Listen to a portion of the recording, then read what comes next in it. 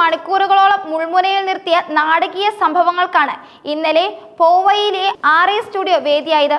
Web series ഓഡീഷന്റെ മറവിൽ 17 കുട്ടികളെയും 2 മുതിർന്നവരെയും ഒരു യുവാവ് ബന്ദികളാക്കിയ സംഭവം നഗരത്തിൽ വലിയ ഭീതി പടർത്തി. രോഹിത് ആര്യ എന്ന പേരുള്ള സ്റ്റുഡിയോ ജീവനക്കാരനാണ് ഈ ക്രൂരകൃത്യത്തിന് പിന്നിൽ. ഏകദേശം 1 മണിക്കൂറോളം നീണ്ടുനിന്ന ആശങ്കകൾക്കൊടുവിൽ മുംബൈ പോലീസ് നടത്തിയ ധീരമായ രക്ഷാപ്രവർത്തനത്തിനൊടുവിൽ ബന്ദികളാക്കപ്പെട്ട എല്ലാവരെയും സുരക്ഷിതമായി മോചിപ്പിച്ചു. എന്നാൽ രക്ഷാപ്രവർത്തനത്തിനിടെ പോലീസിന്റെ വെടിയേറ്റ് പ്രതിയായ രോഹിത് ആര്യ മരണത്തിന് കീഴടങ്ങി. വെടിയേറ്റതിനു ശേഷം ഉടൻ തന്നെ അയാളെ പോലീസ് ആശുപത്രിയിൽ പ്രവേശിപ്പിച്ചെങ്കിലും ജീവൻ രക്ഷിക്കാനായില്ല.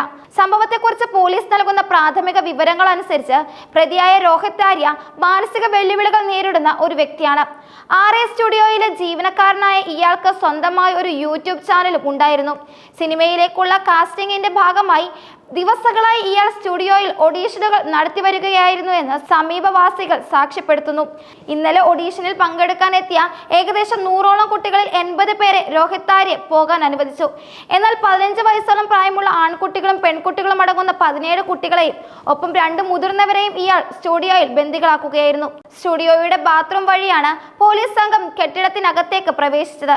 കൃത്യമായ ആസൂത്രണത്തിലൂടെ പോലീസ് രോഹിത് ആര്യയെ കീഴ്പ്പെടുത്തുകയും രക്ഷാപ്രവർത്തനത്തിനിടെ പ്രതിരോധിച്ച രോഹിത് ആര്യയ്ക്ക് നേരെ പോലീസിന് വെടിയുതിർക്കേണ്ടി വന്നു. ആശുപത്രിയിൽ പ്രവേശിച്ചെങ്കിലും ഇയാളുടെ ജീവൻ രക്ഷിക്കാനായില്ല.